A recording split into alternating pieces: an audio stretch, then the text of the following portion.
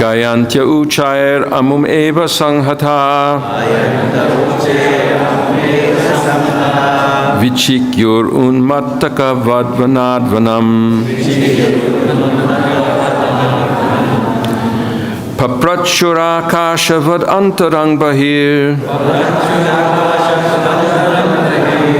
Bhuteshu Santang Purushang Vanaspatin Gayantya Uchai Ramumeva Sanghata Vichikyurun Mattaka Vadvanadvanam Prachurakasha Vad Antarang Bahir Bhuteshu Santang Purushang Vanaspatin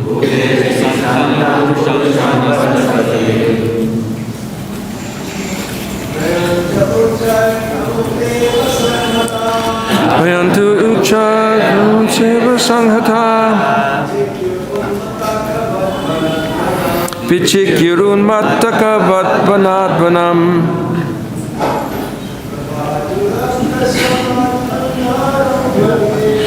Prachuranta Shabad Antarang Badhir Bhuteshu Santang Purushang Vanaspatin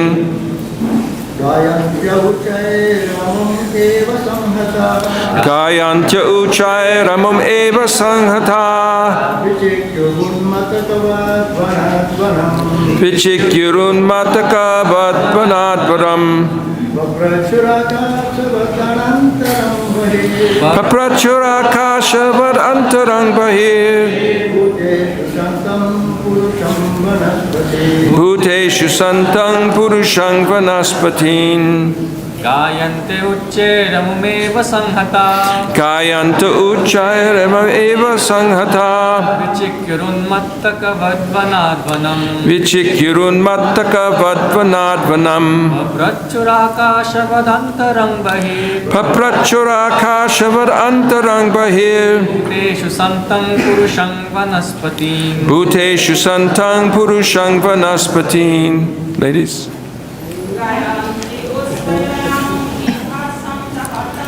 Gayanta Uchai Ramumeva Sanghata Vichikyurun Mattaka Vadvanadvanam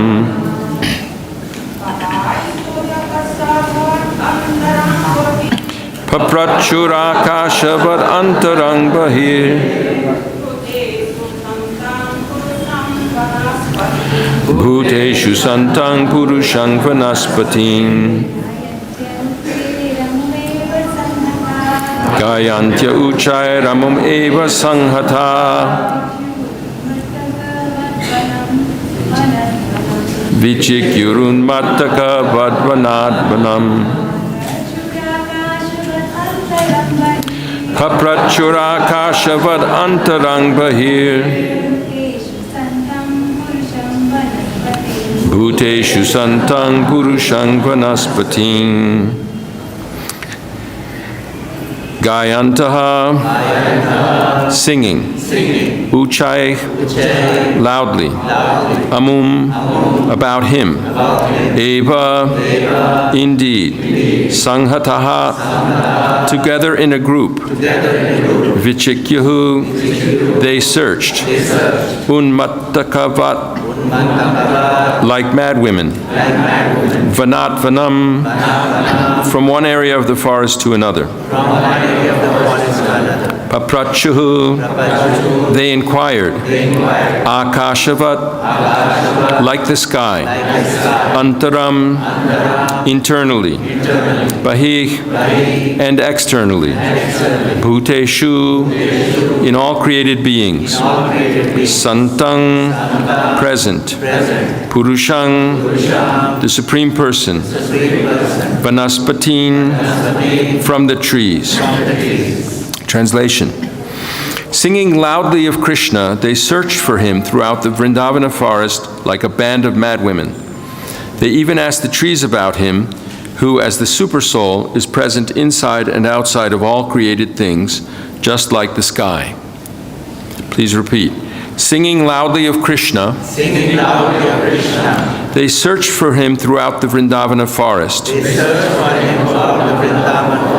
like a band of mad women. They even asked the trees about him, who as the Supersoul is present inside and outside of all created things, just like the sky. Purport. Lost in the madness of love for Krishna, the gopis inquired about him from even the trees of Vrindavan. Of course, there is no actual separation from Lord Krishna, since he is the all-pervading Supersoul. And the next verse, Drishtova kachit ashvata plaksha nyagrodha no manaha nanda sunur gato hritva prema hasa avalokanahi. The gopis said, O Ashvata tree, O Plaksha, O Nyagrodha, have you seen Krishna? That son of Nanda Maharaj has gone away after stealing our minds with his loving smiles and glances. Om Jnana Timirandhasya Jnananjana Chalakshaya Chakshurun Militang Yena Tasmai Shri Gurave Namaha Shri Chaitanya Manobhishtang Stapitang Yena Bhutale Swayam Rupa Kadamahyam Dadati Swapadantikam Vandeham Shri Guru Shri Yata Padakamalang Shri Gurun Vaishnavangscha Shri Rupam Sakrajatam Sahagana Raghunathan Vitang Tang Sajivam Sadvaitam Savadhutam Parijana Sahitam Krishna Chaitanya Devam Shri Radha Krishna Padan Sahagana Lalita Shri Vishakan Vitangscha Hey Krishna Karuna Sindho Dinabandho Jagatpate Gopesha Gopika Kanta Radha Kanta Namostute Tapta Kanchana Gaurangi Radhe Vrindavaneshwari Vrishabhanu Sute Devi Pranamami Hari Priye Jaya Shri Krishna Chaitanya Prabhu Nityananda Shri Advaita Gadadhara Shri Vasari Gaura Bhakta Vrinda Hare Krishna Krishna Krishna Hare Hare Hare Rama Rama Rama Hare Hare Hare Krishna Krishna Krishna Hare Hare Hare Rama Rama Rama Hare Hare Hare Krishna Krishna Krishna Hare Hare Hare Rama Rama Rama Hare Hare. So it's my wonderful good fortune to be present here in the most holy place in the universe, Sri Vrndavan Dham, among assembly of sincere Vaishnava followers of Srila Prabhupada, and here in Iskcon's wonderful temple, and to have the opportunity to discuss Srimad Bhagavatam with all of you, and try to please Srila Prabhupada in that way. So, Lord Chaitanya taught 5 conclusions. That the goal of life is prema pumartha mahan. The other 4 purusharthas pale in comparison to actual Krishna prema, the 5th purushartha taught by Lord Chaitanya. And the second thing he taught was that the most worshipful Lord is Lord Sri Krishna. Lord Krishna in Vrindavan, he's the original, what does it say? Eta Changshakala Pungsang. Krishna's tu Bhagavan Swayam. He's the original avatari, and his, if you examine it by rasology, by Rupa Goswami teaches us that the rasas he exchanges with his devotees in Vrndavan are more complete, more full. They include the other rasas that people experience worshiping Narayan or even Lord Ramachandra, but they include more, and he's more full. Rupa Goswami describes that of the 60 qualities that Lord Vishnu can have, that Krishna has 4 additional qualities. That he has an especially beautiful form, he has especially sweet pastimes, and especially loving devotees, and he plays the flute. Here he's called the gopis for the Rasa Leela with his flute. The third conclusion is that the Srimad Bhagavatam, the Amala Purana, is the highest scripture, the greatest authority, the spotless Purana. And the fourth conclusion is that the most worshipful abode is Vrndavan Dham. And at last, the most exalted method of worshiping Krishna, the best method of worshiping Krishna of all, is that displayed by the gopis of Vrndavan. So we have the fortune to be speaking about these 5 confidential chapters of the Srimad Bhagavatam. We should understand how exalted the gopis are and their love for Krishna. Of course, we can't even, at least speaking for myself, I can't even have any realization of what their gopis are feeling like in their mood of separation, in their anxiety. But we should meditate on these things. In the Bhagavad Gita, Krishna says that of all the yogis, the devotees are the greatest. Shraddhavan bhajate yomam samayukta tamomataha. They're most intimately united with him in yoga, those who perform devotional service with great faith. And but of these great devotees, greatest yogis, the gopis are the greatest of all. And we can see in their mood how infinitely devoted they are to Lord Krishna. We've been given some warnings. We've all heard from Srila Prabhupada not to jump ahead and just read these chapters. But Srila Prabhupada repeated this teaching so often, I think it bears repeating here, that the Srimad Bhagavatam is the perfect theistic science. It explains the absolute truth.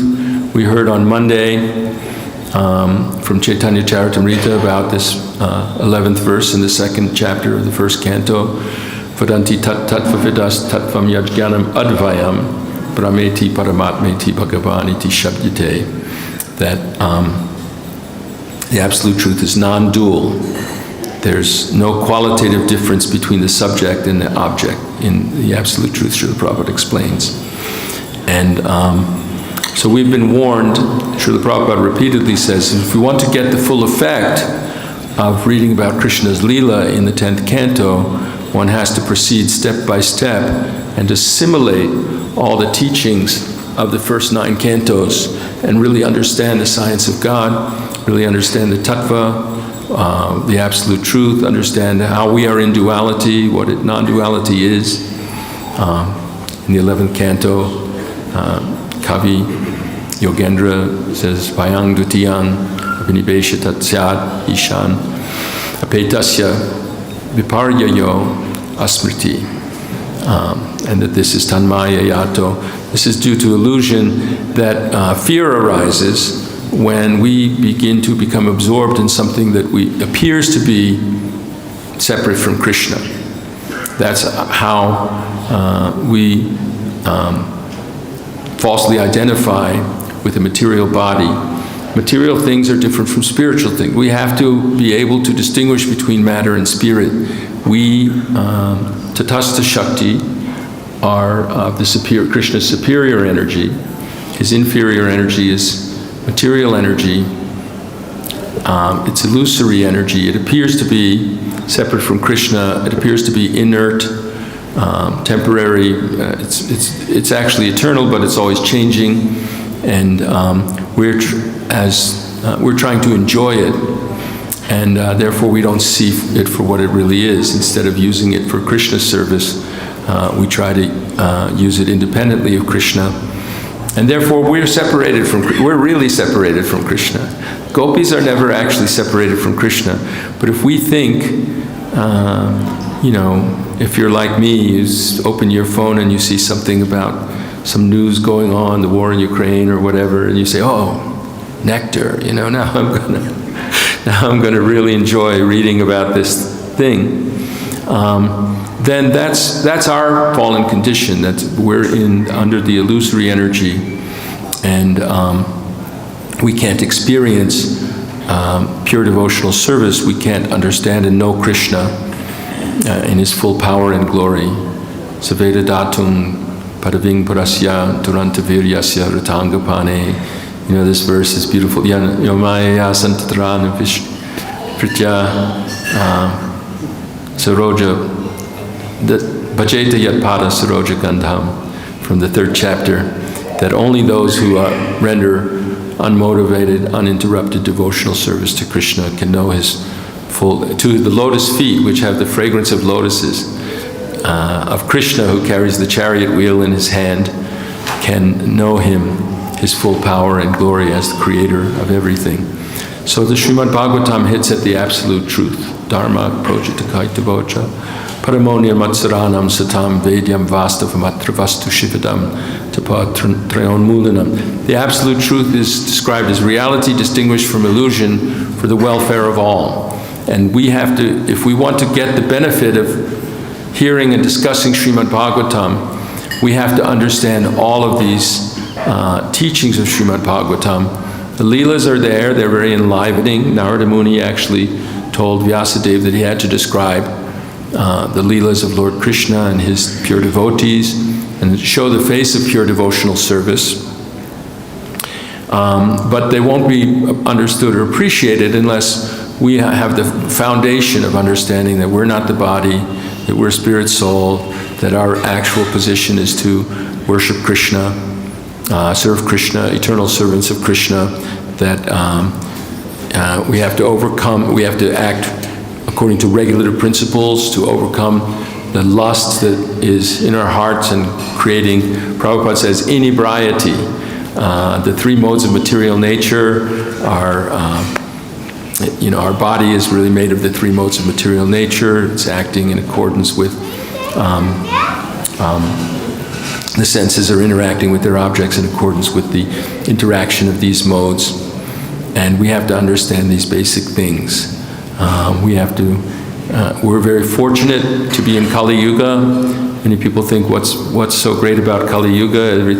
Everyone's quarreling, everyone is hypocritical. But the great quality is that Lord Chaitanya has come. He's distributed this Harinam Sankirtan. Just by chanting the holy names of Krishna, we can achieve what the great yogis who could actually practice the regular principles can achieve, and actually we achieve even more than that. Lord Chaitanya is distributing this sublime love, this mood of Vrndavan, and we have to take that up. So, Bhaktisiddhanta actually, I heard from reading Bhaktivinoda Swami's biography of Bhaktisiddhanta that actually even his sannyasi disciples, he told them not to discuss these 5 chapters of Srimad Bhagavatam. And I saw today, if I can get this up, that in one of Srila Prabhupada's lectures, I'll just quote from a lecture that he gave in Gorakhpur in February 14th, 1971. He was lecturing on 6th Canto, Chapter 3, verses 22 through 23. And he said, when you discuss Srimad Bhagavatam on the philosophical point, they also do not attend. If you discuss on the philosophy of Upanishad and Vedanta, they'll not attend. I have seen it. Therefore, those who are sahajas, they simply go to the pastimes of Lord Krishna with the gopis. Other things, oh no, that is not Krishna's pastimes. That is not Krishna's pastimes. That is, they differentiate the absolute activities of the Absolute. That is called Sahajya. The Sahajyas will never read Bhagavad Gita, will never read. And then sarcastically he says, because they have been elevated to the mellows of conjugal love, therefore they have no interest in Bhagavad Gita. They say, or when you discuss Srimad Bhagavatam on the philosophical point, Janmadhyasya, Srimad Bhagavatam 111, they also do not attend. If you discuss on the philosophy of Upanishad and Vedanta, they'll not attend. I have seen it. In Radhakunda, sometime in 1934, my Guru Maharaj was living, and he was discussing Upanishad. He was discussing Upanishad regularly, and the Babajis, there are many Babajis in Radhakunda. First of all, they came, that Bhaktisiddhanta Saraswati Thakur has come, such a learned scholar and the establisher of Gaudiya Math. So out of curiosity they came, and when they saw that he was discussing Upanishad, gradually they stopped coming. So my Guru Maharaj recommended that these people are not living in Radhakund, they are living in Narakakund. I have heard it personally. So we often hear Srila Prabhupada describing how Bhaktisiddhanta condemned the professional Bhagavatam reciters who may have memorized the verses and sing them very beautifully in different tunes, but because they're appealing, even they themselves may not be following the regulative principles, and they're trying to appeal to people who aren't sincere devotees, who think it's some kind of pious activity to come here, the Srimad Bhagavatam, and they jump right to these intimate leelas, and the people who aren't sincere devotees, they won't be able to understand it. They may think like they're also attracted. The same people might then go and watch some movie about some love story, Titanic or whatever. They become attracted to that, and they think these kind of discussions are on the same level. But there's actually a vast, vast difference. That this Srimad Bhagavatam is meant for and enjoyed by Paramahamsas who are completely liberated and free from all material conceptions. And those Paramahamsas, they won't take any interest in Romeo and Juliet or other Crow literature like that. So,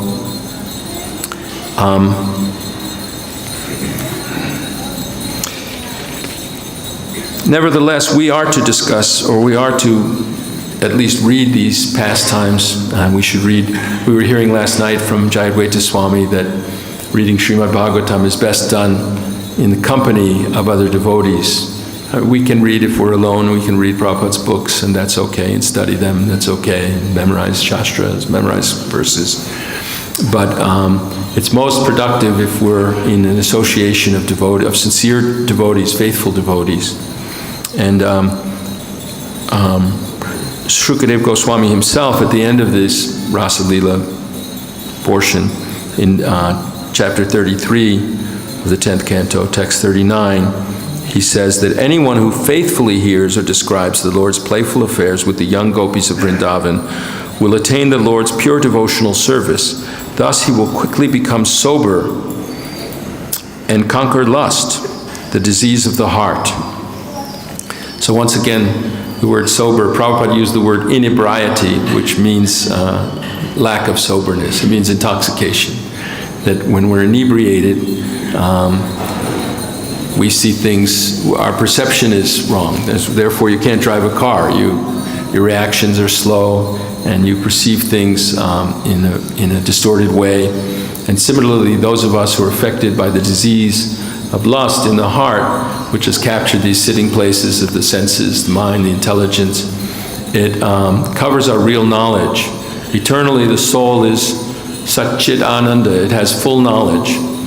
But due to our contact with material nature and the development of lust, because we contemplate the objects of the senses, dhyayato vishayan pungsang sangas teshu pajayate, sangat sanjayate kama, and then kamat krodha vijayate, etc. We forget Krishna because we see material objects and we become attached to them, and from that attachment we lust.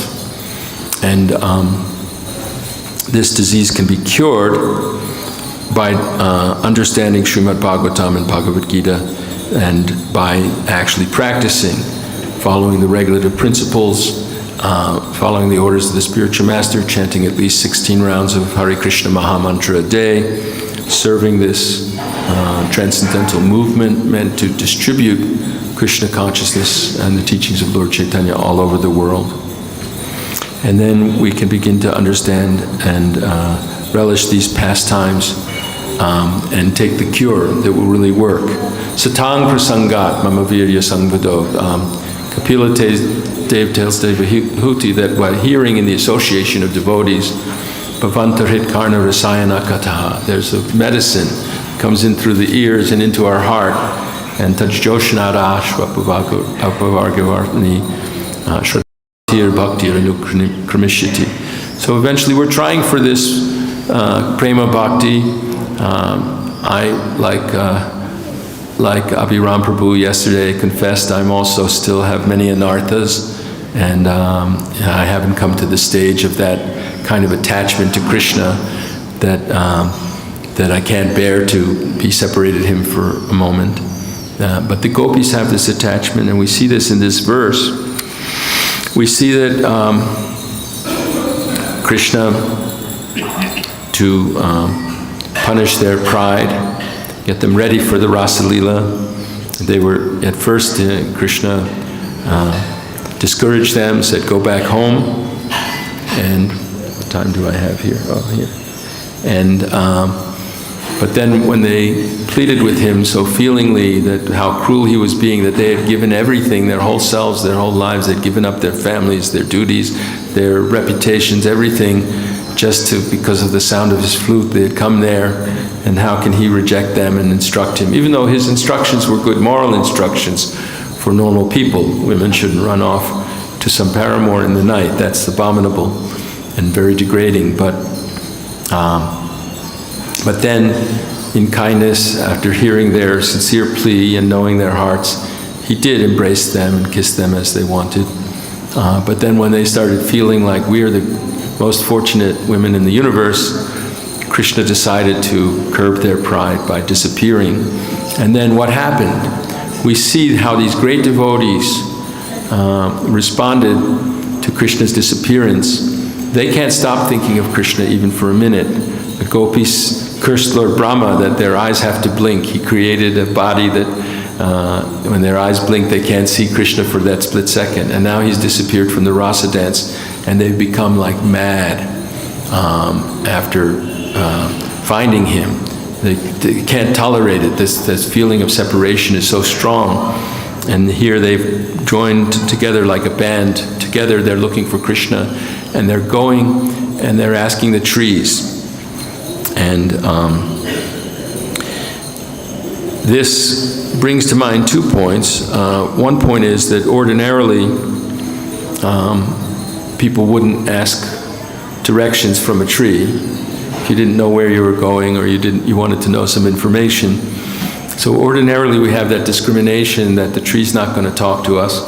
But because of their strong attachment to Krishna, they've lost that kind of discrimination. They're acting like madwomen, and they'll ask anyone, everyone, wherever they can find it. So that's one thing, is that it shows their strong eagerness. But another thing, and it says right in the verse, that Krishna is present as the super soul inside and outside of all created things, just like the sky. And in non-duality, everything is of the same quality. So here in Vrndavan, the trees, the birds, the animals, the dogs, and the rascal monkeys, everything is spiritual. And so it's quite appropriate that in their mad love for Krishna, they see Krishna everywhere, or they see a chance to get Krishna everywhere. And this is an example of how pure devotional service, one overcomes duality. There's no separateness. They're not identifying with material bodies and trying to exploit material inert things, but instead they're in the spiritual world, or in pure spiritual consciousness of non-duality, that they're approaching even the trees, and later we'll hear they approach the earth and other things like that. As an example, Krishna in the chapter in the Uddhava Gita, when he talks about pure devotional service, he talks about how the devotees bow down to everyone, even to dogs, they're bowing down, and seeing everything like that. And while we're here in the Dham, we should very much practice, seeing everything is worshipable here. Everyone, even the rickshawala who tries to charge you 500 rupees to go to Madan Mohan temple, he's still part of Krishna's abode, and everything is, not that you have to pay him that much, you should get the correct price, but you should still not, be very careful not to get angry at anyone. These can be offenses to the holy Dham itself. The pilgrims who come here, they're also part of the Dham while they're present here, and it's a transcendental land of Krishna. So I think at this point I'll take some discussion and questions, and we have one right there.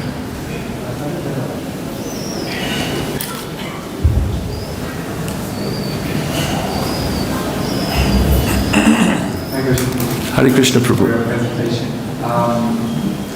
We hear regularly that to enter to dive into these more confidential aspects of Srimad Bhagavatam,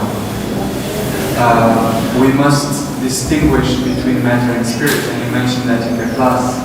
So I heard this many times, and now my mind comes to inquire, what is this? Who is distinguishing, and what is being distinguished? Like, where is it happening? Is it the purified intelligence? Is that the soul? And what is the material mind? What is, could elaborate a bit on that? So, yes, the purified intelligence. We have to purify our intelligence by chanting Hare Krishna, by following the regular principles, by serving. We have to purify our intelligence to understand when we're listening to the literature, Tadvag Visargo Janataga Viplavo, these two verses where the swan-like people take pleasure in the literature about Krishna, even though it might not be properly composed. Of course, Srimad Bhagavatam is beautifully composed, but even if improperly composed, Shrinvanti Gayanti Grinanti Sadhava, they take it into their hearts.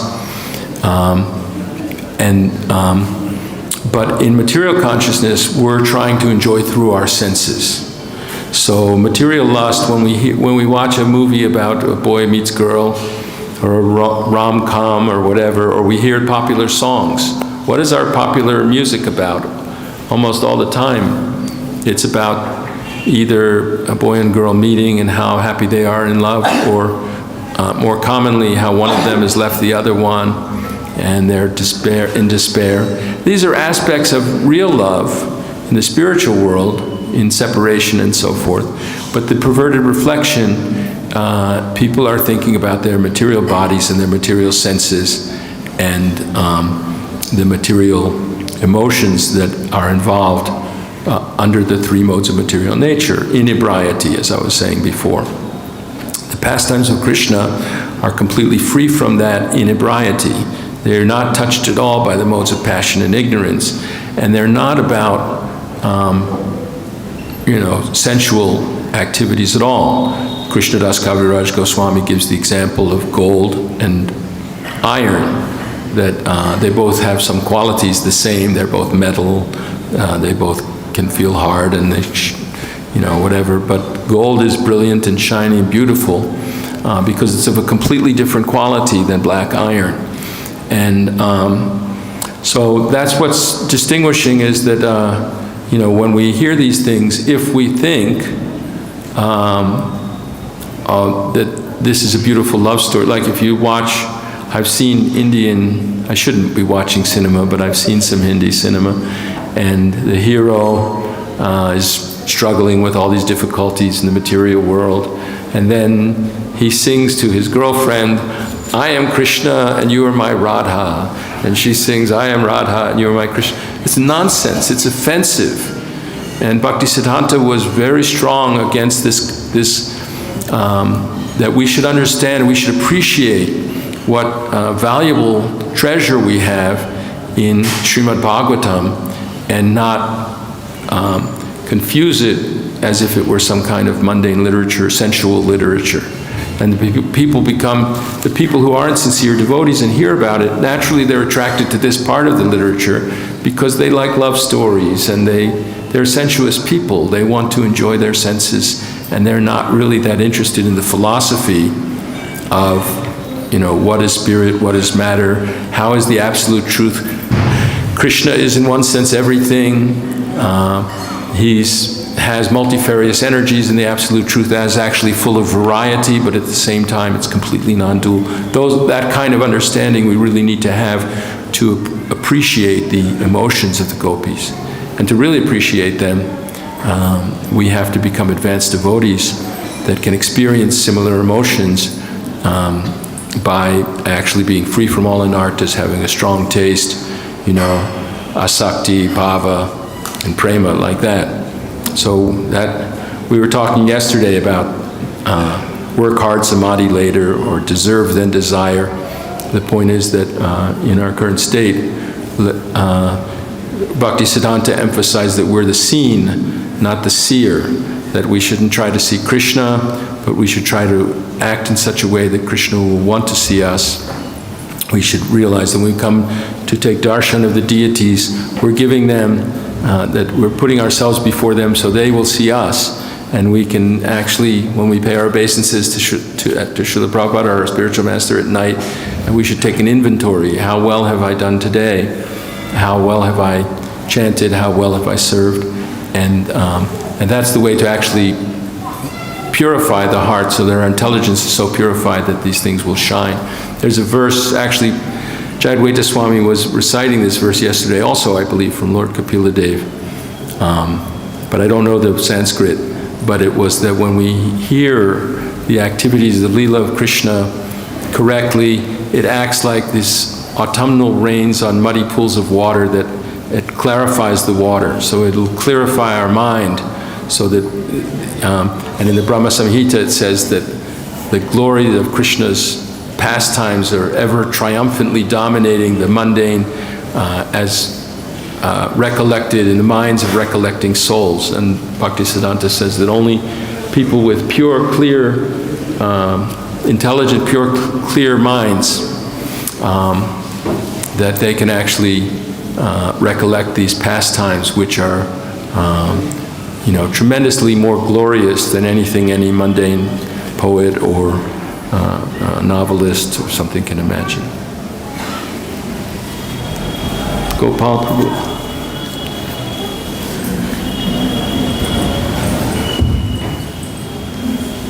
Hare Krishna, thank you for your class.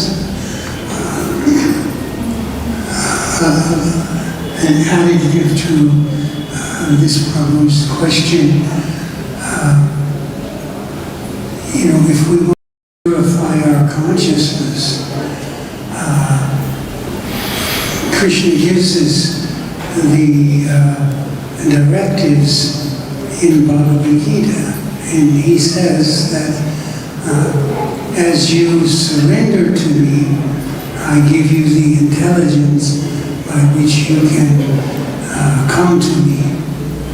So as long as one is harboring any ulterior motives or desires, then just like Krishna ran away from the gopis and he was evasive to them, his was a trick on them because their sincerity was so strong. But for us, we have to rid our minds of anarthas. So anarthas are the things that are keeping us all here. And we have many in different forms, and we must surrender to Krishna. And then what does Krishna give us? He gives us the intelligence by which we can come to him. And that is our goal, to go to Krishna. Yes, very nice point. Dadami buddhi yogam tesham satata yuktanam. For those who are always engaged in bhajatam priti purvakam dadami buddhi yogam tam. And then he destroys with the shining lamp of knowledge the darkness born of ignorance in our hearts. And so we have to take, this process really works. I heard that Jayananda said that before he passed away. He was glowing. He had leukemia, and he said, this really works. That we will one day actually experience these higher spiritual emotions. Maharaj. Well, I'm just holding the microphone. Oh, please. Oh, here, Pachikoda has some comment. I need it back. Generally, when someone studies the Vedas or performs austerities, it can be considered advanced. And that Brahmana in the Vrndavan temple in South India, his guru ordered him to read Bhagavad Gita, but he was illiterate, and Lord Chaitanya appreciated his love and devotion. Sometimes said the gopis are also, that they were not great Vedantists or performed austerities, although we know they're great mystics from previous lives. So is it one's enthusiasm to read and study and perform the rules and regulations, and then some, is it, is Krishna just, I know the sincerity, he sees the sincerity behind it, but it appears as though that the Brahman is getting causeless mercy because of his strict following the Guru's order, and the gopis just somehow fell in love with Krishna automatically without really undergoing the rigor of study. Yes, that Brahmana was following his guru's order to read Bhagavad Gita, even though he was barely literate and he couldn't really understand the verses, but he actually had realization of Krishna. So Lord Chaitanya asked him, then why are you crying? Okay, you're reading, your guru ordered you, but you can't read but why are you crying? And he said, I'm crying because I can only think that Krishna, who's the Supreme Godhead, is so kind to his devotee Arjuna that he's become the chariot driver and he's serving his devotee. And then Lord Chaitanya said, yeah, you actually understand. He embraced him and said, you're the true understand. So it's not exactly an intellectual process. We're encouraged to read Prabhupada's books, and we're encouraged to distribute them profusely. That's one of our missions. Srila Prabhupada said, actually, that our temples are meant to be bases, military bases, where we're dropping the bombs of these transcendental literatures, Prabhupada's transcendental realizations, his pure explanation of these books on everyone. And not everybody is going to be a scholar. The gopis, there's 4 categories of gopis.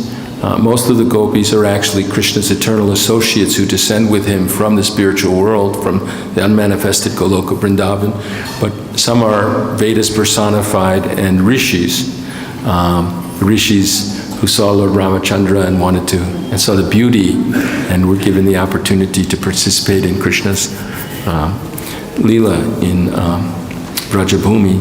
And then some of them are very, very advanced devotees who have attraction for Krishna in that conjugal mellow, and who've now, to put a finishing touch on all their devotional service, have been allowed to participate in Krishna's Bhoma Leela before becoming eternally members of the spiritual world. But they appear like simple village girls, rural village cowherd girls, and it's not, big scholarship is not important. Krishna is understood through pure devotion in the heart. It's the only way to understand him. Right? Bhaktyamam abhijanati yavanyaschashmi tattvataha. Krishna is only understood through pure devotional service, as I quoted before, Saveda datung padaving prasya, that it's only through pure devotional service that we understand him, and to practice pure devotional service we have to take shelter of a spiritual master and follow his orders and guidance faithfully. And so that I started the verse, Bhaya Dvitiyam, it says Tanmaya Yato Buddha Abhijet Tang Bhaktyai, what is it, Bhaktyai someone, Bhaktyai Kesha, anyway, Guru Devatat. So we have to have unalloyed, one-pointed devotion to Lord Krishna, who is represented by the bona fide spiritual master. And not everyone is going to actually be a scholar, but if we chant Hare Krishna correctly and hear it correctly, just the holy name itself contains all the forms, names, leelas, qualities of Krishna, and everything will be fully understood to a pure devotee, even without any need for philosophical discussion. But philosophical discussion is good for us to help us discriminate properly. That point is very accurate. We know that the Brahmins who were engaged in yajnas, and the cowboys went to them to get food, and they were too engaged in their sacrifices to reciprocate with the wills of the cowboys. But the wives of these Brahmins, who were also simple women, they hadn't studied Vedanta. They immediately reciprocated. And it's like with the gopis. The gopis are 100% always thinking and chanting the names of Krishna and thinking of his pastimes. So Lord Chaitanya gave us this mission, and he gave us 10 offenses that we must avoid when we chant Hare Krishna. And if we can condition ourselves by repetition again and again and again and again, chanting Krishna's name, as you said, all of the wisdom that is necessary will be revealed to us in our heart just by chanting Hare Krishna. Jai. Yes, Krishna can't be understood through study of the Vedas, through scholarship, but through devotional service, one is not bereft. Vedeshu yagyeshu tapaksu chaiva daneshu yat punyapalam pradishtam. One is not bereft of the results of all the pious activities and the giving in charity and the performing of austerities and atyeti tat sarvamatan vidimva yogi parang sthanam upaiti chadyam. But yet at the same time, we were talking yesterday about work now, samadhi later, and we should understand that Srila Prabhupada emphasized that our work should not just be to develop a nice temple where a lot of people come and they give money and we can eat and sleep and chant Hare Krishna, that the mission of Iskcon is nothing other than to save the whole world, that this Srimad Bhagavatam should become required reading for any student. It should become, and properly understood, this Iskcon culture, Krishna culture, should become the dominant culture in the earth and in the universe. And sometimes we think, oh, this is just, hyperbole, exaggeration, or whatever. But Srila Prabhupada took this very seriously, and he did what his godbrothers were not able to do, which is actually create a truly international movement with temples on every continent. I don't know if we're in Antarctica yet, but we should be there too. But one time, Badri Narayan Maharaj was telling a story that early on, in the early days, he had, for some reason, he had to go to Borneo somewhere, and he thought that at least I'll be able to distribute Prabhupada's books there, and they won't have them. And when he got to this longhouse place in this remote village where headhunters are around and stuff like that, the guy at the reception desk was reading Sri Ishopanishad. So that's our mission.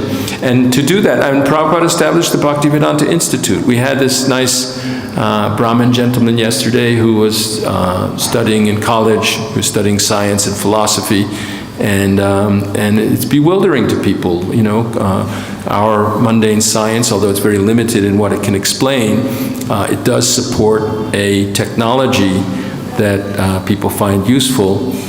They find useful in material activities, but we also find them useful in Krishna consciousness. And I wouldn't be able to be here if I didn't get on an airplane. You know, how long would it take to get on a boat?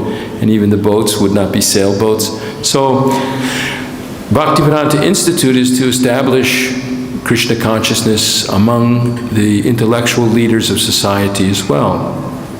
And to do that, we do need, you know, people who are qualified scientists. I'm not a scientist by any means, but we need people, devotees, just like we have devotees who have all different kinds of services, and some of them are congregational members that have good jobs and donate lots of money to the temples and to support the Sankirtan movement. And even mundane scholarship can have its use in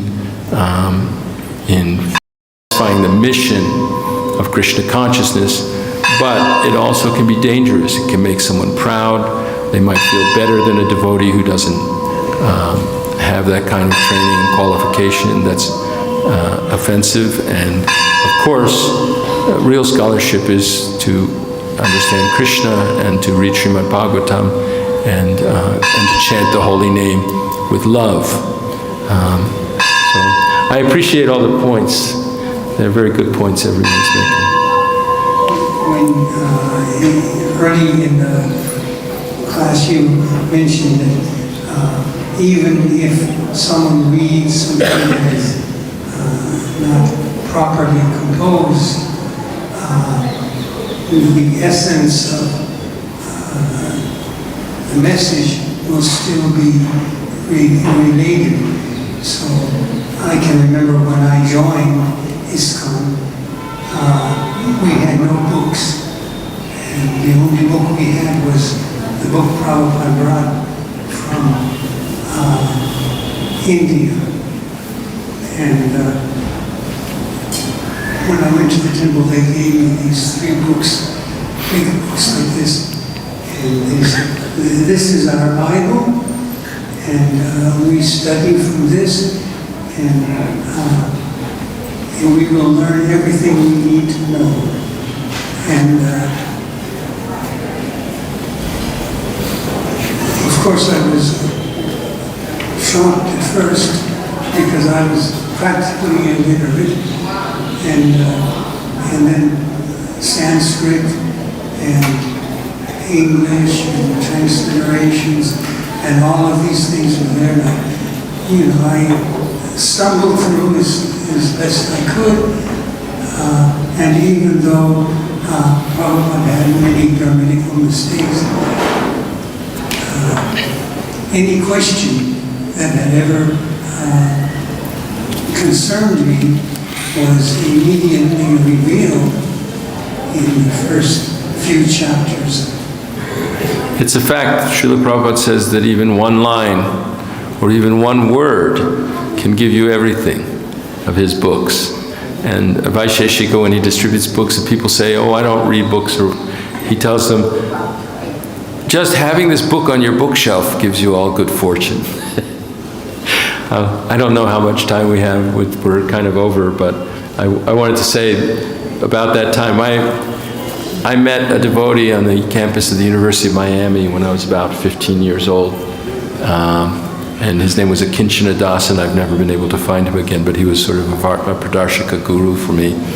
And it's a different one. It's a different one. I've asked him. But he told me, that just kind of the humorous thing, that, you know, we're supposed to speak, Prabhupada spoke authoritatively, quoting the Sanskrit, you know, praman, the evidence that what I'm saying is backed up by actual shastra and great devotees and so forth.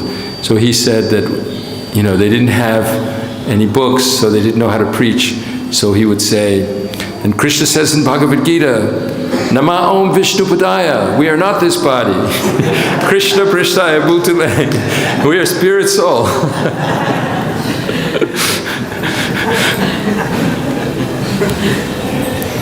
So I think we're supposed to stop now. If there's anything else, Prabhu? No, thank you. Hare Krishna. Grantaraj Srimad Bhagavatam ki jai. Akruranath Prabhu ke.